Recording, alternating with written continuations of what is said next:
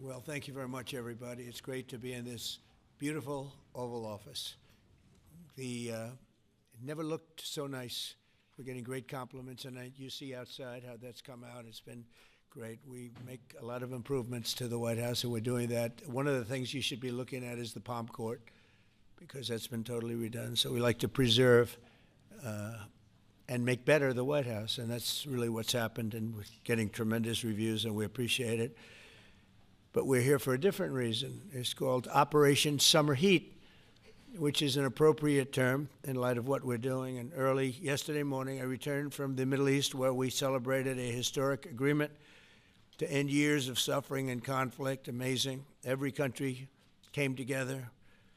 I mean, even the enemies came out and totally endorsed it. Everybody, I've never seen anything like it. Nobody's seen anything like it. And just as we are forging peace and stability abroad, we're also restoring peace and safety and stability at home. And you see that in Washington, D.C., maybe better than any place, because we got there, and within 12 days it was very good. And within 30 days, it's been as safe as any city in the country. It's been great. Took out 1,700 people, got them out. These are career criminals in many cases, and people that shouldn't have been allowed in by the Biden administration. Historically, the summer months have been a time when violent crime soar, as you know, but not under President Trump. Today, we're announcing the results of a sweeping law enforcement effort known as Operation Summer Heat. We were in many cities that people didn't know about. We kept it a little quiet, and it had a big impact, and you'll hear that in a second. But over the past few months, FBI offices in all 50 states made crushing violent crime a top enforcement priority. That's what they did, rounding up and arresting thousands of the most violent and dangerous criminals. And these are among the most dangerous and violent people in the world. They were allowed, in many cases, not in all cases, but in many cases, they were allowed in by a very foolish, actually stupid, open border policy. Just anybody could have come in. They emptied out their jails, their prisons, their mental institutions. They emptied them into our country. And the people behind me have done an incredible job, because if we didn't have that administration, it would have been so much easier. They allowed millions of people in this country that shouldn't have been allowed, including over 11,000 murderers, half of whom murdered more than one person. And many of them are gone now, or they're put in prison, because we don't want to have them come back. So we literally put them in our prison, which we don't want to do. But we bring them back to their countries.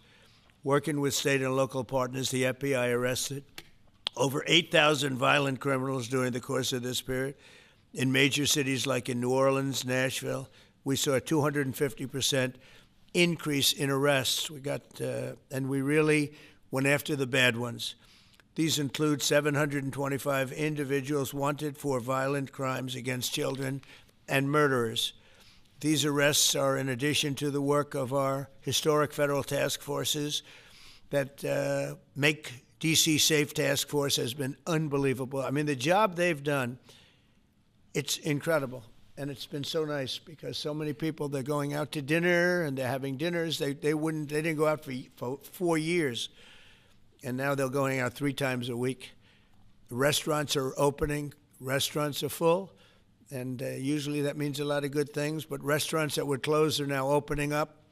And everybody's happy. It's nobody's ever seen anything like it, actually. And everybody feels safe. You can have a child walk right through the middle of Washington, D.C., and nothing's going to happen. We were losing more than one person a week in Washington. They're being killed on an average of over one a week. The Make D.C. Safe Task Force has been incredible. And the Make Memphis Safe Task Force is having very similar results. It's much earlier, but we've been there for a week and a half, but I'm hearing the results are pretty incredible, and you'll hear about that. They're mobilizing more than 20 federal agencies for the largest law enforcement operation targeting violent criminals in American history. As a result of these efforts, violent crime declined nearly 20% nationwide compared to the same period last year, and it was the safest and most peaceful summer in 2 decades. And honestly, we haven't really even gotten going yet. If we didn't have to fight all of these radical left governors, we could have had Chicago taken care of, as an example. They had, in a short period of time, 4,000 murders in Chicago, and we have to listen to this man stand up and say that we're bad people.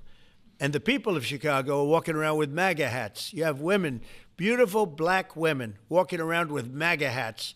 Please let the president in, and we don't care how he does it. They're not interested in National Guard or Army, Navy, bring them in, Marines, bring in the Marines. They just want the crime to stop. And more so because of the success that we had in D.C. I think if we didn't have that success, nobody would even believe it.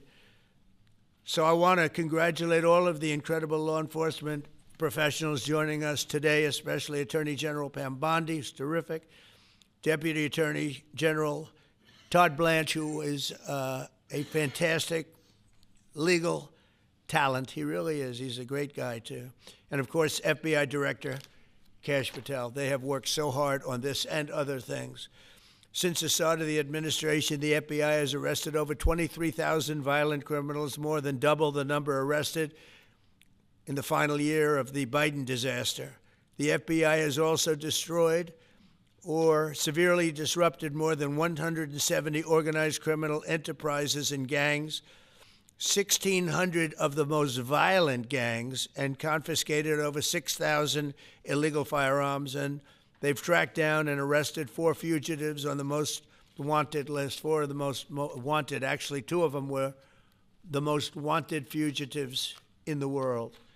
There's still much more work to be done, which is why the FBI continues to work alongside the Department of Justice, the Department of Homeland Security, and the Department of War to defend. And Pete Hegseth has been fantastic, by the way, on this too, on other things, but on this too, to defend law and order and combat violent crime, arrest illegal aliens, and make American cities the safest in the world. And when I campaigned, I talked about crime, but I never knew that we were going to get into it like we did. You know, I mean, I used to watch these cities with the murders.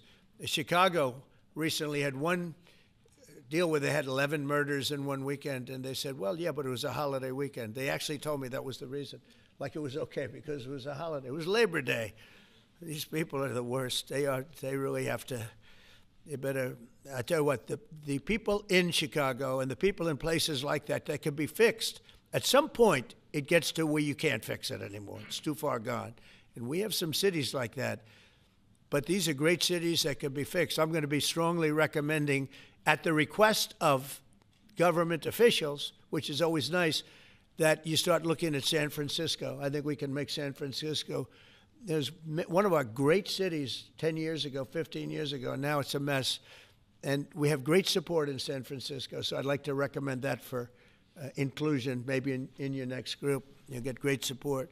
Every American deserves to live in a community where they're not afraid of being mugged, murdered, robbed, raped, assaulted, or shot. And that's exactly what our administration is working to deliver.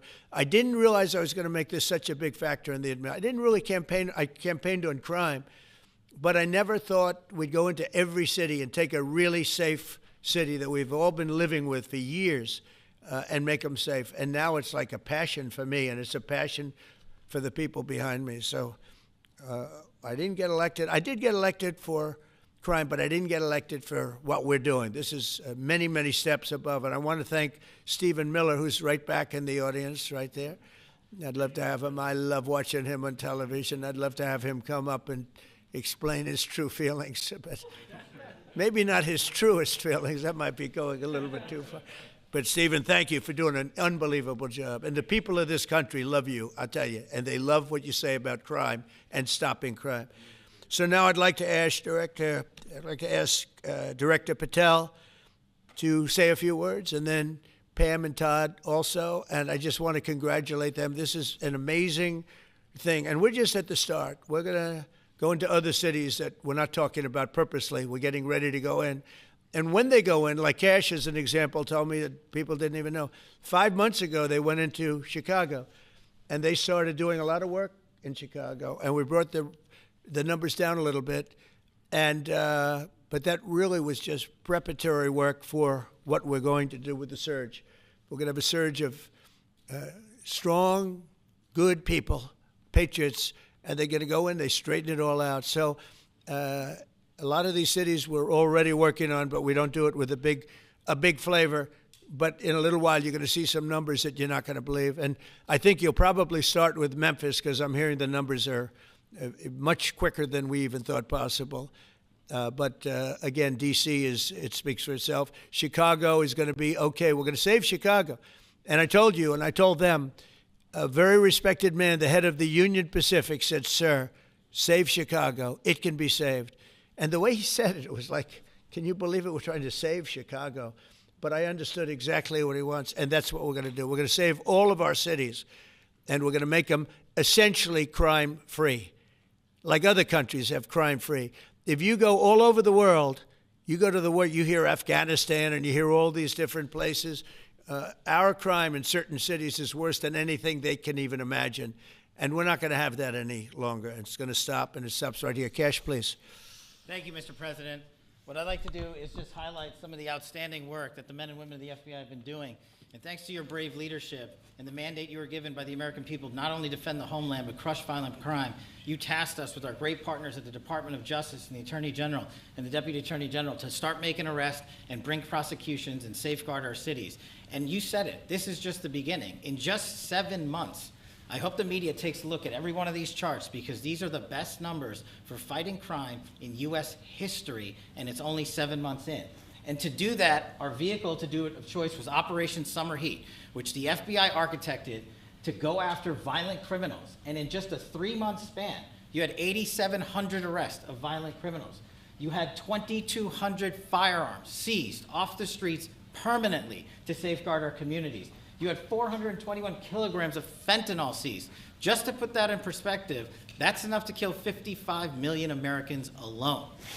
You had 45,000 kilograms of cocaine seized, and thanks to our Department of Justice partners, you had 2,100 indictments in 3 months, from June to September alone. Mr. President, that in and of itself would be historic for a 4-year presidency. You did that in 7 months because you let good cops be cops, and you partnered us with the right people at the Department of Justice to put the handcuffs on and bring them to court and put them in prison. And if that weren't enough, when you look at the year, for the entire 7-month period that we're talking about here, if you look at the past 4 years of the Biden administration, 16,000, 17,000, 15,000, 15,000.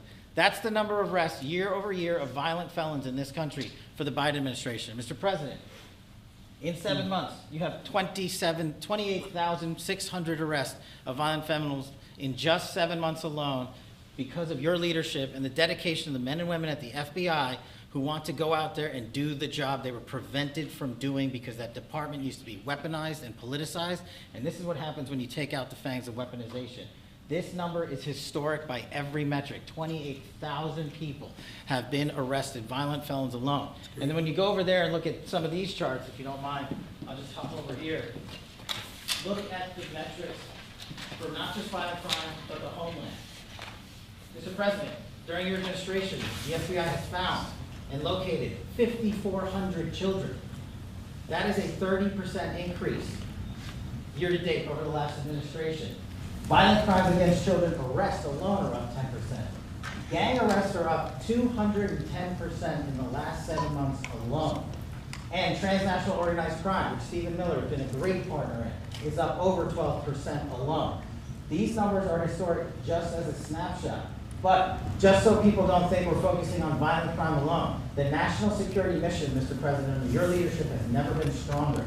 We have gone after espionage activities against our main counterparts in China, Russia, and Iran. In China alone, we've had over a 50% increase in espionage arrests alone in prosecution. In Iran, we have had a 50% increase, again, in espionage cases. And in Russia, we've had a 33% increase in espionage cases alone. When it comes to counterterrorism, year to date, we have 125 arrests this year versus 100 last year, year to date alone. And when it comes to the cyber criminal activities, which are some of the largest enterprises plaguing everyday Americans, we at the FBI have put out a mission to go after cyber criminals like never before. Last year, they had in total 191.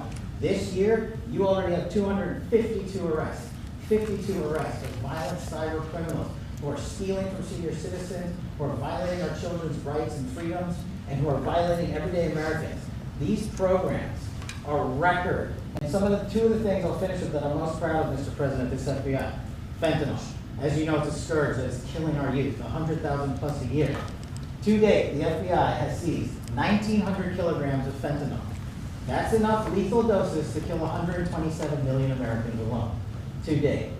And if that weren't enough, Mr. President, you said we have to go after the worst of the worst. And you empowered our Department of Justice, our Attorney General, Deputy Attorney General, and the Deputy Director at the FBI, led the charge, not just on summer heat, but he also led the charge to the FBI's 10 most wanted fugitives. These people have been on the run for years. And in 7 months, you captured not 1, not 2, not 3, but 4 of the FBI's most top 10 fugitives. 4. And just to put that in perspective, Mr. President, the Biden administration captured 4 in all of 4 years.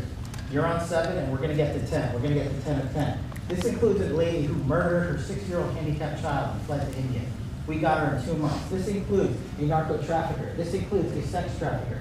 This includes another first-degree murderer and gangbang. These people were on the run because of the prior administration's reckless policies that destroyed our communities. And you came in and with a mandate said, go after the worst of the worst.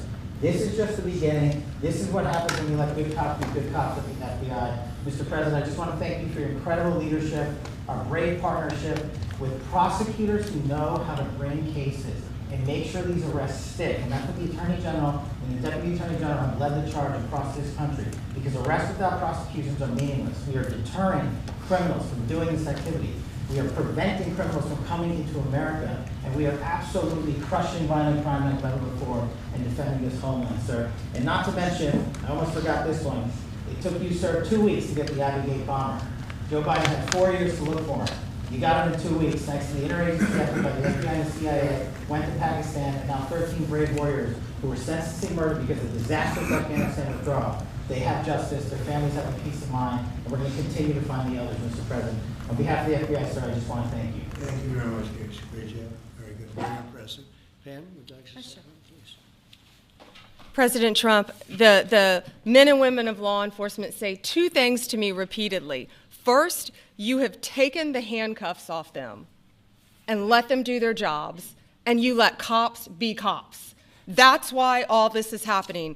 The director, the deputy director are working around the clock. All of these great men and women in the FBI, they have families at home, and they are working during a government shutdown right now. Many of them have small children. Many of them, I was talking to an agent this morning, many of them have babies at home, and they are working around the clock to not only keep our country, but our world safe. And that's what Operation Summer Heat did. Thank you, Director, and to the Deputy Director for everything you did on behalf of the Department of Justice, and you're going to continue to keep doing.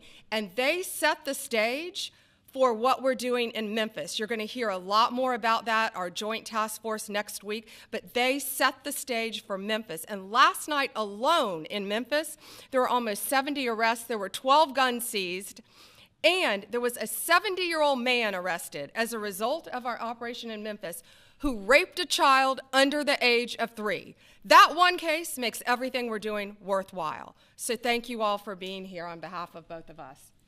Thank you, President Trump. Thank you. Todd, do you want to say something?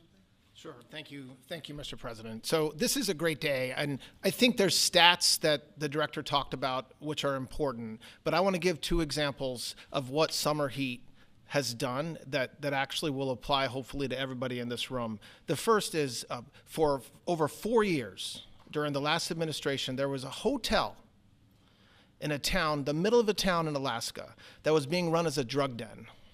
There were over 1,000 calls to 911 over 4.5 year period. There were multiple violent crimes, drug dealers, overdoses, and murders at this one hotel, ruining a community. Summer Heat went in there. It's not only arrested all the participants that were controlling the hotel, but seized the hotel. And so that's one example of what summer heat means to everyday Americans that just want to live in peace. The second example is a large narcotics trafficking group that was selling fentanyl in the state of Washington. They were shipping fentanyl and using commercial aircraft, putting fentanyl pills and powder in suitcases, flying them from the southwest border, mostly Arizona, all the way to Washington. It had been going on for an extremely long time, and the entire organization was arrested. And I say those 2 examples because it's easy to look at the board and see 1,000 arrests, how much different is our communities now compared to the past 4 years? But there's actual life examples. Every one of these arrests means that our streets are safer, and that's because of the work of this administration, of President Trump and Director Patel. So I will tell you, Attorney General Bondi and I are together every day with Director Patel, figuring out ways that we can continue to do this work, and it's not going to stop. Like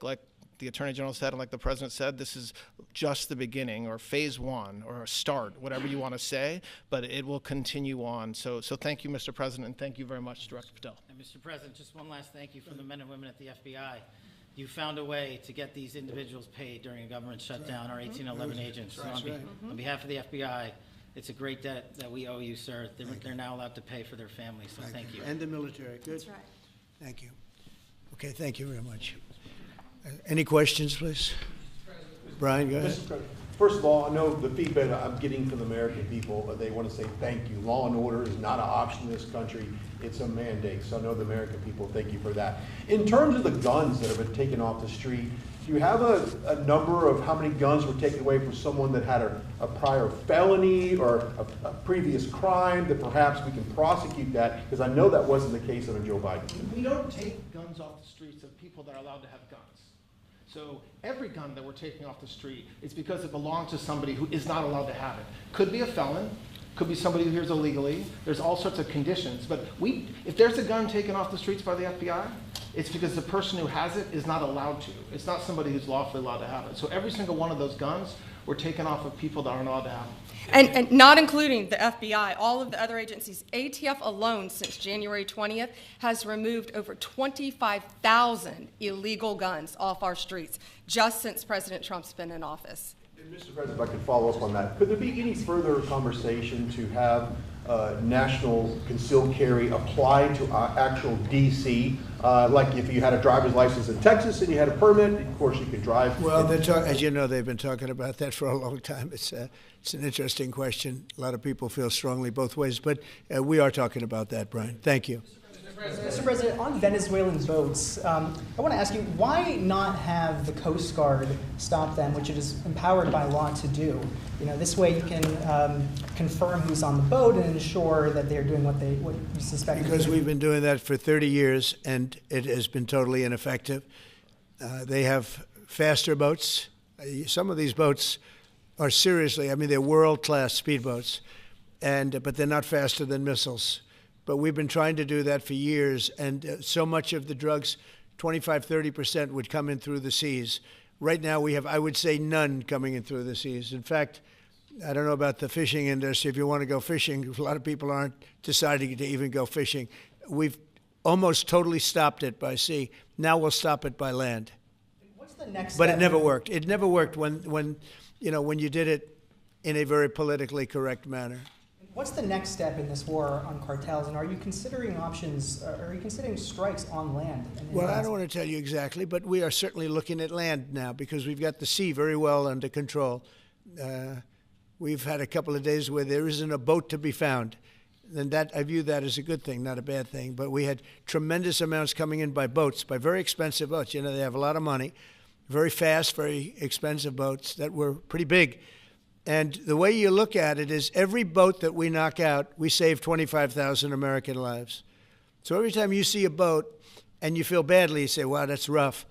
It is rough, but if you lose 3 people and save 25,000 people, these are people that are killing our population. Every boat is saving 25,000 lives, and you can see it. The boats get hit, and you see that fentanyl all over the ocean. It's like floating in bags. It's all over the place, and it's a tremendous. We're saving tremendous amounts of lives. Yeah, Mr. please. President, on that issue. I know you've talked about, I have a question for you, and then I also have a question for Director Patel. I know you talked about having some distaste for Boston recently. Is this one of those cities that you might be looking into, and can you give us a hint about other cities that you might be You're sending saying federal for where? funds? For where? For Boston. Yeah, well, Boston has a bad mayor who at least is a reasonable IQ person. You know, most of them are low IQ. But and they're so bad. I mean, what's going on in Chicago is just, you'd think the guy would say, hey, look, we have a problem, Mr. President. Could you come in and straighten it out? We could have that done in a month if we had their cooperation. It's going to be done anyway, but we could have it done in a month. Yeah, Boston, she's got 4 areas that are, wrong. And, somebody said, would we think about taking the World Cup away from Boston if they don't straighten it out? And the answer is yes. We have the right to do that with FIFA. So if we think that LA is going to be bad, or we think that applies a little bit to the Olympics too, but we'll talk about FIFA first. FIFA is very hot. If we think there's any reason that, whether it's Boston or anywhere else, that they're not doing their job, we're going to take those World Cup games and move them someplace else. Thank you. And then Director Patel, there's been so many conspiracy theories swirling around about the assassination of Charlie Kirk. Do you have any updates for us, especially in light of all the online content that everyone's been talking about? The only thing we deal with at the FBI and the Department of Justice is facts, and we delivered in record speed a manhunt to capture Charlie Kirk's alleged assassin in 33 hours. And if you put that in perspective to Luigi Mangione or the Boston bomber, they took them 5 days and a police officer lost their life in their manhunt. We are running out absolutely every single lead, and the best thing we can do to honor my friend Charlie Kirk's life is to make sure that everyone involved is prosecuted to the full extent of the law, and that's what we're focused on, investigating the facts, not trading in conspiracy theories. Okay. Mr. President, thank you so much. Thank you. In light of China's export curbs on rare earths, do you view India as a reliable partner going forward? And are you planning to meet Prime Minister Modi in Malaysia? Are you open to talks in terms of Yeah, trade? sure. He's a friend of mine. We have a great relationship. He just said that 2 days ago, as you know. We have a great relationship. No, we were not happy with him buying oil from Russia, because that lets Russia continue on with this ridiculous war where they've lost 1.5 million people, by the way. Russia's lost 1.5 million people, soldiers mostly. This is a war that should have never started, but it's a war that Russia should have won in the first week, and they're going into the 4th year. And I want to see it stop. So I was not happy that India was buying oil. And he assured me today that they will not be buying oil from Russia. That's a big stop. Now I got to get China to do the same thing. That is relatively easy compared to what we just did over the last week in the Middle East. Middle East was 3,000 years, and we got it done. This is 3 years, and I think we'll get it done. I think that President Putin, I think he wants to get it done. We'll see. There's a great animosity between him and Zelensky. You probably have noticed, right? And I think it's hurting the process. Yeah, please. Mr. President, thank you. Curious, why did you authorize the CIA to go into Venezuela? And is there more information you can share about these strikes on the alleged Well, I can't drug do busts in that, the but Caribbean? I authorized for 2 reasons, really. Number one, they have emptied their prisons into the United States of America. They came in through the border. They came in because we had an open border policy. And as soon as I heard that, I said, a lot of these countries, they're not the only country, but they're the worst abuser. And they've entered they've allowed thousands and thousands of prisoners, mental institution, people from mental institutions, insane asylums, emptied out into the United States. We're bringing them back, but that's a really bad, and they did it at a level that probably not, many countries have done it, but not like Venezuela. They were down and dirty. And the other thing are drugs. We have a lot of drugs coming in from Venezuela. And a lot of the Venezuelan drugs come in through the sea, so you get to see that. But we're going to stop them by land also. Does the CIA have authority to take out Maduro? Oh, I don't want to answer a question like that. That's a ridiculous question for me to be given. Not really a ridiculous question, but wouldn't it be a ridiculous question for me to answer? But I think Venezuela is feeling heat, but I think a lot of other countries are feeling heat too. We're not going to let this country, our country, be ruined because other people want to drop, as you say, their worst. They have given us their worst. They've loaded up our country with prisoners, with mentally ill people that are seriously ill, criminally ill, and we're not going to take it. And so, I mean, it's just one of those things. And I can tell you, we've taken care of the sea. There's nobody, and we're watching. We're watching. And if we see it, we'll save it. Yeah, please. On the ships, though, sir, there are Republicans and Democrats up on the Hill concerned that in the briefings they've gotten about those attacks, they're not necessarily getting information about who was on them and what exactly was on those ships. Can you ensure that at but least they are lawmakers given will be told that? information that they were loaded up with drugs, and that's the thing that matters. When they're loaded up with drugs, they're fair game. And every one of those ships they're not ships, they're boats, they're speedboats. They're extremely fast, record-setting type speedboats that cost a lot of money, and they have a lot of money because they're drug sellers. But they know one thing, and they all have the same thing in common. There's drug dust. They call it drug dust. They call it fentanyl dust all over the boat after those bombs go off. And you can take along. Attack them, though, that they're a drug We know before. We know when they go out. We know we have much information about each boat that goes out. Deep, strong information. Yeah, please. Sir, you're going to have Vladimir Zelensky here this week. What is your message at this stage of the war for him? And shy of tomahawks. To who is that? For Zelensky. Yeah. And shy of tomahawks for Ukraine. Are you considering other options, and will you speak with Vladimir Putin about No, we're looking at other options. We are. President Zelensky's coming in. I'm not a fan of the war. I'm not a fan of the way it started. It should have never happened. It wouldn't have started if I were president. The election was rigged. And because of that, we lost a lot of lives have been lost because of that war. Not American lives, but if I can save a lot of lives, that's why I'm in it. I want to save lives. I've had 8 wars. The Prime Minister of Pakistan got up the other day, said so beautifully, says, you saved millions of lives. He told that to a group of people right in this office. He said the president saved millions of lives. And I think what he's referring to is the fact that that would have been with India, a nuclear war. That was getting very close. 7 planes, they don't talk about it, but 7 aircraft were shot down. In fact, we have the new ambassador to India right here. They're well represented. You better represent us, not them, okay?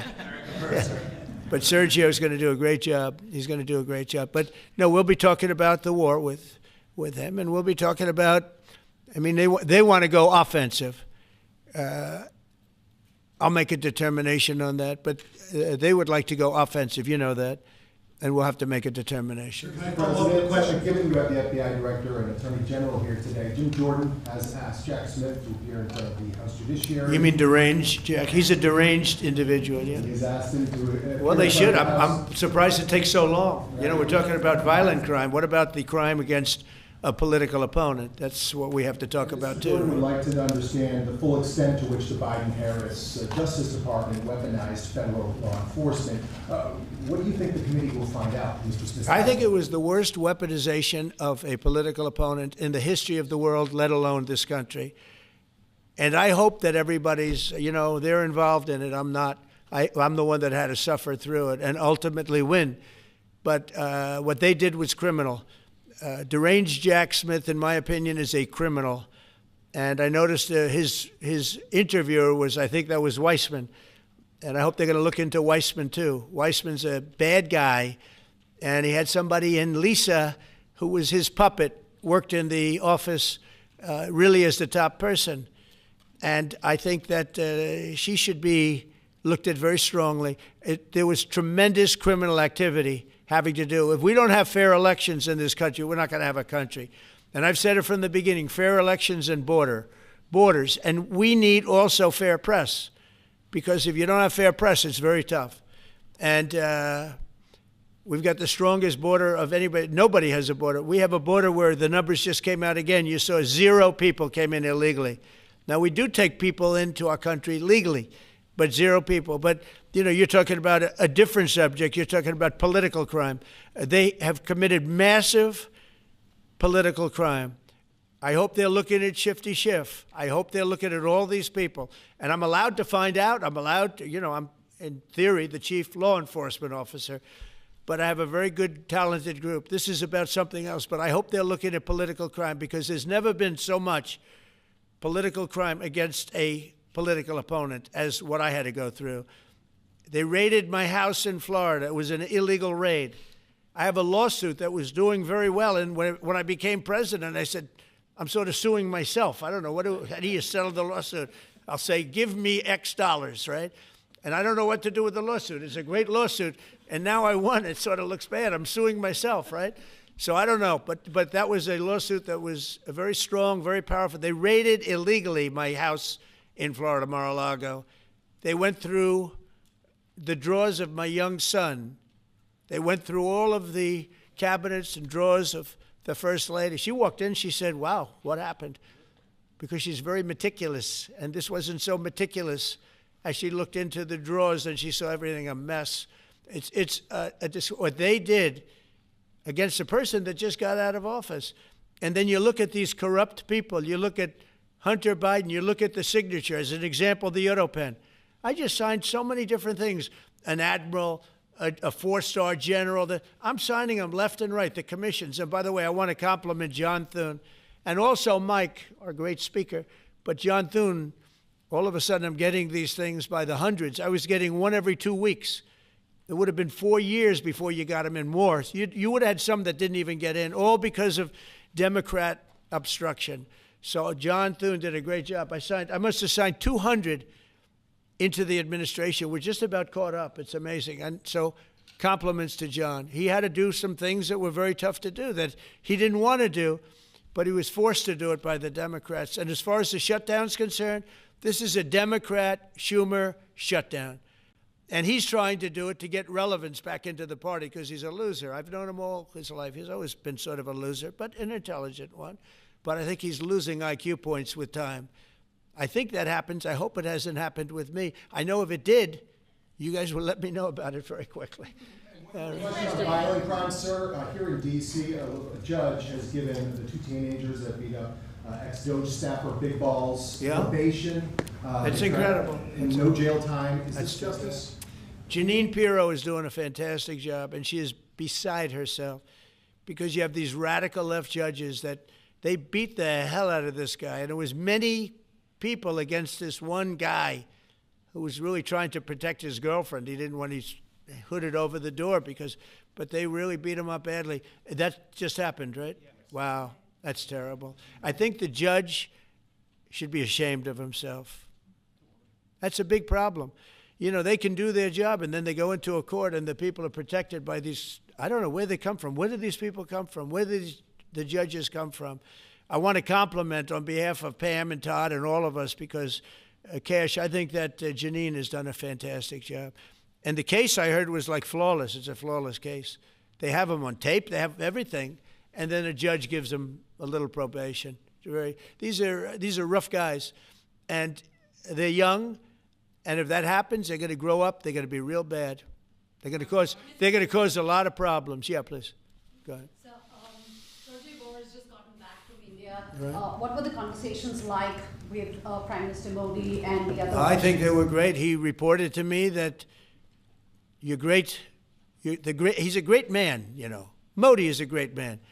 That he loves Trump. Now, I don't know if the word love, I don't want you to take that any different. I don't want to destroy his political career, okay? But you have to understand, I've watched India for years. It's an incredible country. And every single year you'd have a new leader. I mean, some would be in there for a few months. And this was year after year after year. And my friend has been there now for a long time. And he is. And he's assured me there will be no oil purchased from Russia. I don't know. Maybe that's a breaking story. Can I say that? Would you say? There will be no oil. He's not buying his oil from Russia. It started. You know, you can't do it immediately. It's a little bit of a process. But the process is going to be over with soon. And all we want from President Putin is stop this. Stop killing Ukrainians and stop killing Russians because he's killing a lot of Russians. Again, it doesn't make him look good. It's a war that he should have won in 1 week, and he's now going into his 4th year. That does not make this big so-called war machine look good. But he could make a settlement. We're willing to settle. I thought we had a deal.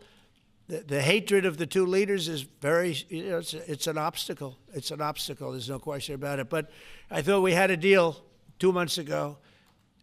Who would think I created peace in the Middle East and can't get the two guys to settle? But I think we'll get them. But if India doesn't buy oil, it makes it much easier. And they're not going to buy. They assured me they will. Within a short period of time, they will not be buying oil from Russia. And they'll go back to Russia after the war's over. Jennifer? On the shutdown, sir, are FBI officials being paid right now? Are all the FBI employees being paid? And are all the Well, that's what I understand. I hope so. Thanks to your great work, Mr. President, the 1811 special agents at the FBI are going to receive their paychecks. Got a lot of people paid, actually.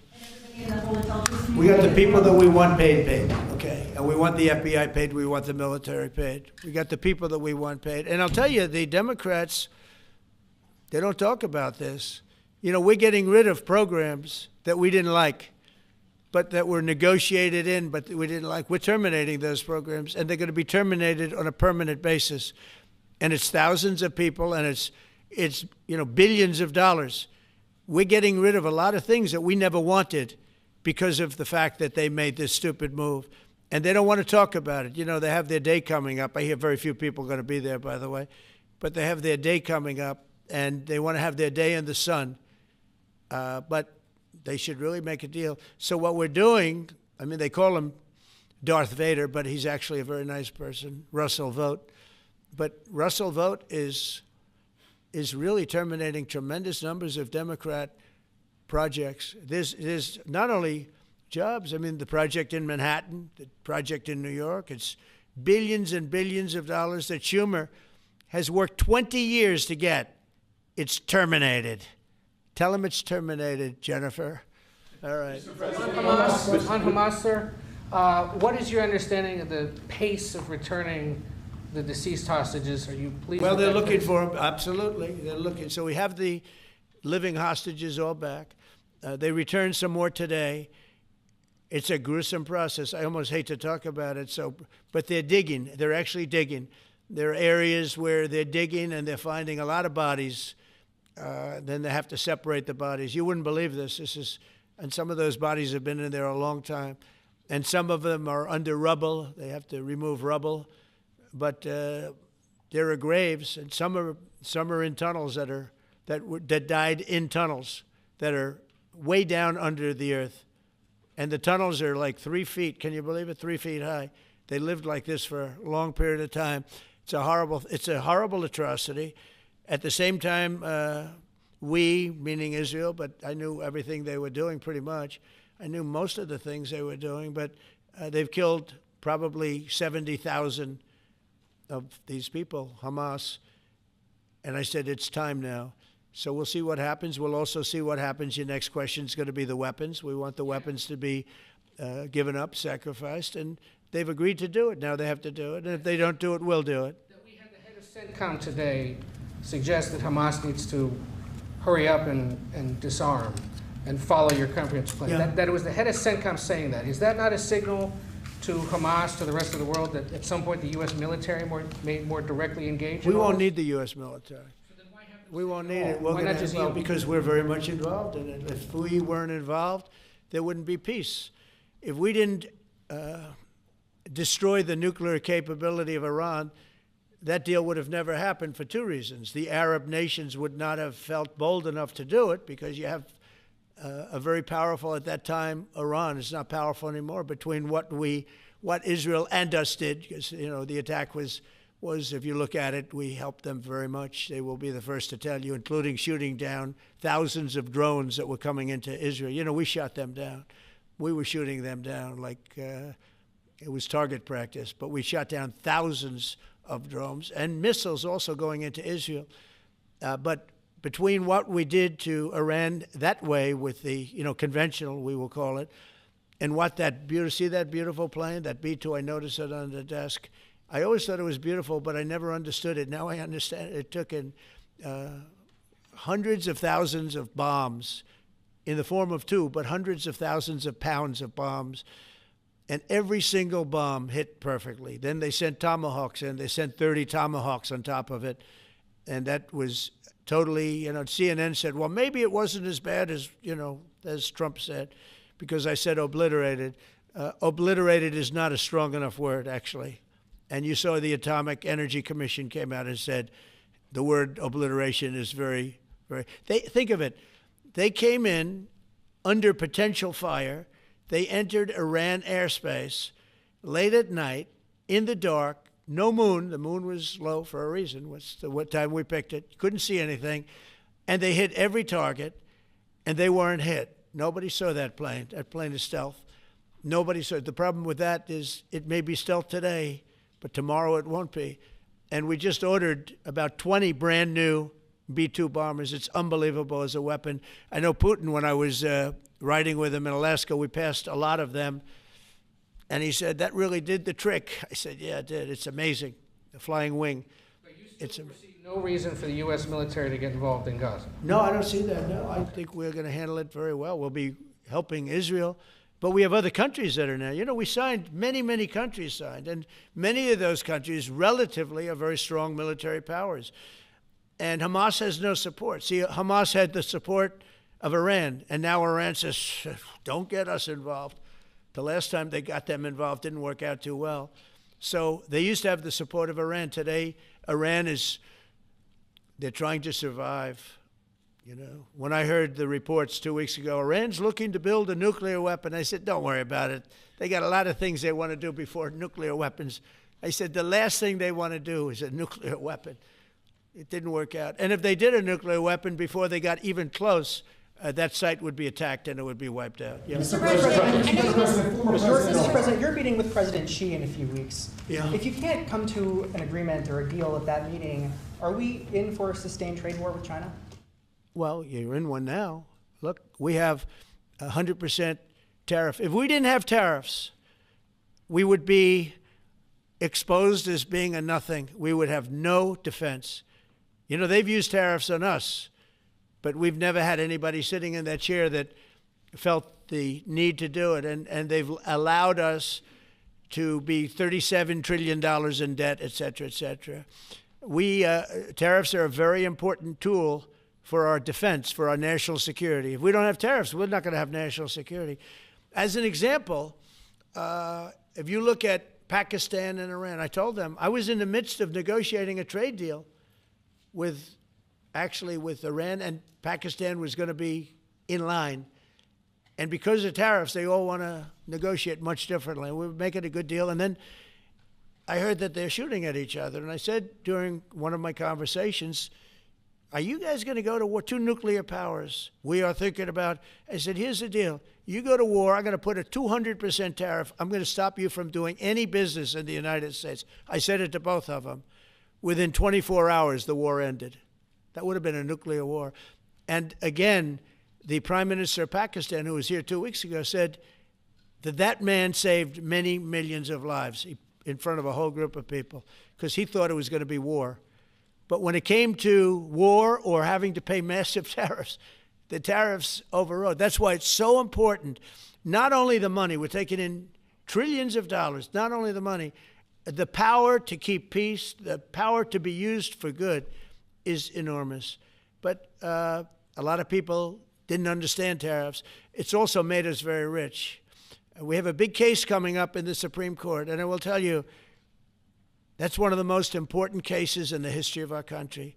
Because if we don't win that case, we will be a weakened, troubled, financial mess for many, many years to come. I don't even know if survivable is a good term.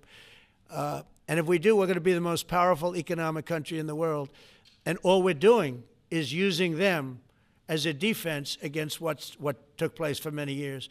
China would charge us tariffs. It was incredible, but we weren't allowed to charge. And we're allowed to do whatever we want. We just had presidents that didn't want to do it for whatever reason.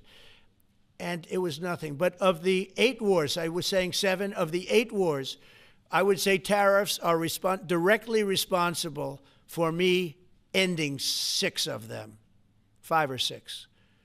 Without the tariffs, you have wars raging all over the world. With the tariffs, other than Russia, we have no wars out there. And we've made a lot of good friends, too. Tariffs are so important to our national security. If we don't have tariffs, we don't have national security. Our country would suffer a level that, because they're used so strongly on us. As an example, the European Union, they won't take our cars, they won't take our agriculture, they won't take anything, but they send their cars in, Mercedes, BMW, Volkswagen, by the millions. We don't send any cars. They don't take them. They were tariffing us out. Agricultural products, they don't take our agriculture. They want their farmers to do it. I understand that. But it was very unfair, and they were tariffing our product. They're keeping out by using tariffs. And we didn't use them, but I used them. And now we made one of the great deals with Europe. $650 billion they pay us. And we've evened it out. It's really a good thing to see. And you have to understand, they've all signed. Japan, South Korea. I mean, South Korea, $350 billion up front. Japan, $650 billion. And they've all agreed to it. They're all happy. But before, it was a total ripoff. And if we don't have the use of tariffs, we have no national security. This country will have no financial security, will not have national security. And the people that brought the lawsuit are people that are aligned with foreign nations that are now being treated fairly as opposed to just ripping us off and ripping us asunder. So, but if we are not allowed to use what other people use against us, there's no defense. It'll be a disaster for America. That's why I think I'm going to go to the Supreme Court to watch it. I've not done that, and I had some pretty big cases. I think it's one of the most important cases ever brought, because we will be defenseless against the world. Okay? You'll go to the tariff case? Did you have one? Yes, please. Thank you, Mr. President. I want to ask you about the Georgia Senate race. I know it's very early, but there's several Republicans in that field that are vying for your endorsement. A lot of good people in that field. Yes. I know all of them, actually. I haven't made a decision on that, but you have some very good people in the Georgia Senate race. Well, Governor Trump has endorsed... No, I know. The governor has, and he's spoken to me about it a lot. He likes that candidate a lot. And I understand that. I haven't made a decision yet. But I'm following that race very carefully. I think it's very important for Georgia to get a real senator, because the senator they have now is a horrible senator. He allows all the crime, all the borders. You have open borders. I mean, his whole philosophy is a disaster. That's not representative of the people of Georgia. I know the people of Georgia. I won Georgia 3 times, but they say twice. Okay, I won it very big the last time. And I won it big the first time. And I won it big the second time, but we had criminals that didn't allow, I mean, I hope they're going to go into that. I hope they go into the votes which are being stored in Fulton County and take a real look at those votes, okay? Because I won it the second time, too. But I know Georgia very well. I love Georgia. Those people are great, and they deserve a good senator, because the man they have now is a weak, ineffective person. Okay.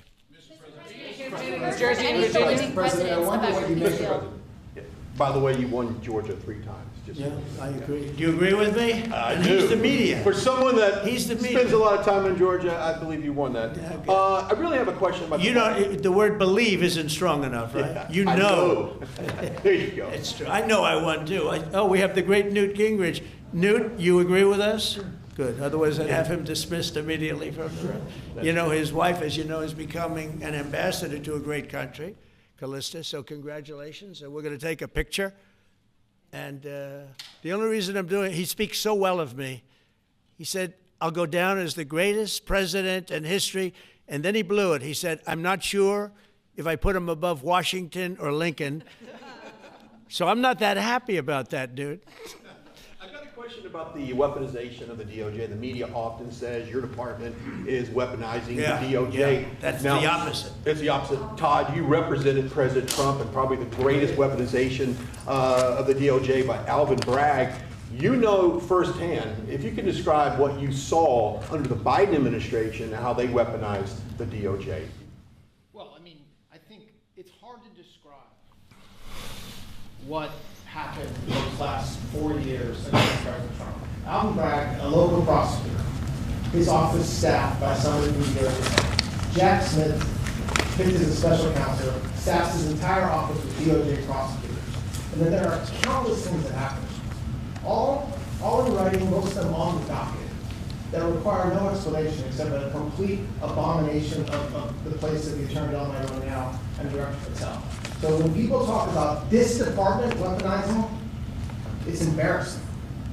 Because there's no scenario in which you can look at what we're doing, restoring justice, doing the right thing in every single case, and say that that's weaponization, and yet remain eerily silent about what happened for the past 3 years. I mean, you read these articles and giggle, because it cannot be true that people really think that what they did to him, not once, not twice, I'm still counting 3, 4 times.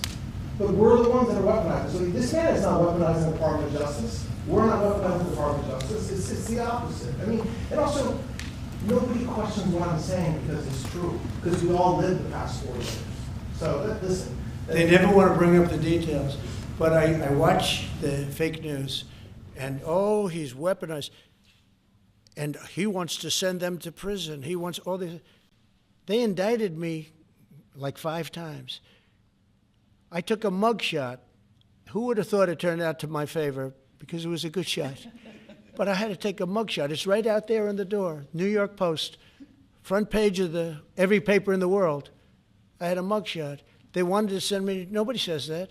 They say, he's acting very, very tough. He's acting unfair. Let me tell you, if they've been nice to anybody, it's to those criminals, because they are so good having to do with all of the things we're talking about today with violent crime.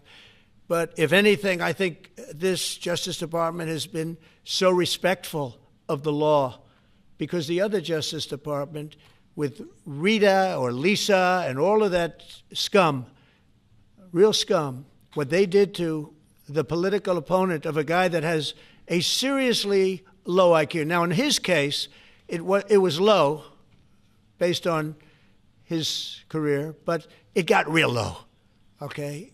It was descending rapidly.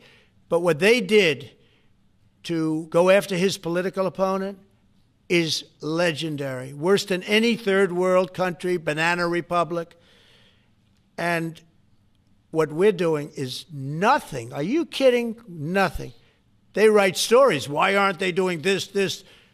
And we'll leave. I don't have to leave it up to them, but I choose to at this moment at least.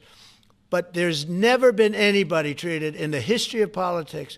You know, they say the 2 worst treated presidents by the media, etc., was that man right there, the late, great Abraham Lincoln, and this guy right there, Andrew Jackson. They say Andrew Jackson was treated terribly. They give him number 1 and number 2, but that was before I came along, Newt. I say I have number 1 times 10.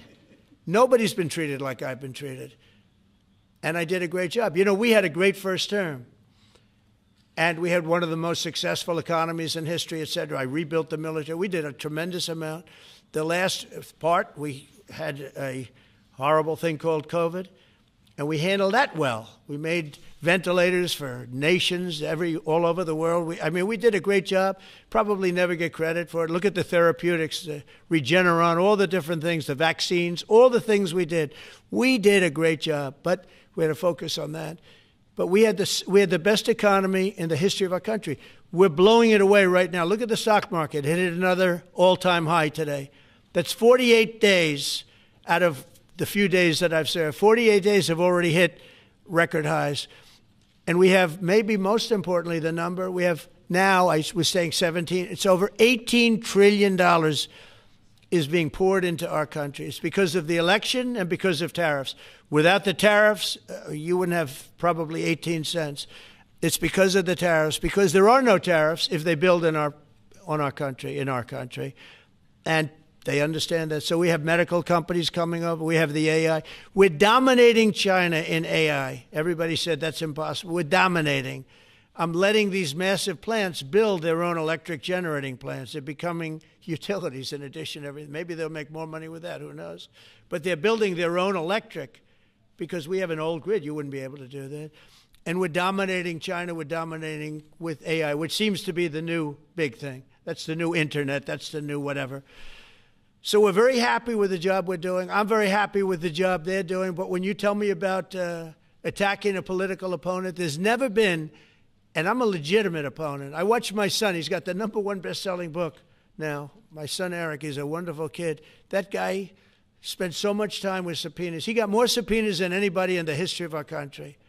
Think of it. And he's an innocent, good boy. He's a good kid. He's always been a good kid. All of my children are good. They went through hell. My children went through federal grand juries on a hoax. Think of it. You have Adam Schiff and Hillary Clinton and others make up a hoax and then wanting to so they know it's a hoax, and they go before the press, say Donald Trump Jr. will go to jail because of what he's done with Russia. I'll never forget, I get a call from my son, Don, and he said, Dad, I'm being accused of something with Russia. I don't know anything about Russia. He didn't know anything about it. Think of it, how bad they are. They say he'll go to prison for the rest of his life. He knew nothing about it. On a hoax, the Russian hoax, Russia hoax, on a story that they made up. And they made it up in order to explain why Hillary Clinton lost an election that she lost by pretty good numbers. The second one, actually the second one was even better, but the third one, this one was too big to rig. It was just too big to rig. They would have rigged. They tried to rig it. But think of it. They want to send my children to jail, but they were after Don in particular. I'll never forget Adam Shifty Schiff, a total crooked guy, lying in Congress, making up a phone conversation that I have with you, totally made up. Then when he heard it was taped, he wanted to disappear. And Nancy Pelosi went crazy because they wanted to impeach me based on the conversation that was made up. When they heard the tape, everybody, I won it unanimously in the Republican Party. I got every single vote, something that never happens, and I beat it. But think of it, they want to put my son in jail for something that they made up. So they know they made it up. And they say he will serve the rest of his life in prison. These are sick, bad people. And don't tell me about us going after them. If anything, we've been very, very soft. I wouldn't be that soft, I'll tell you that. Thank you very much, everybody. If you like this video, then like, share and subscribe to ET Now World.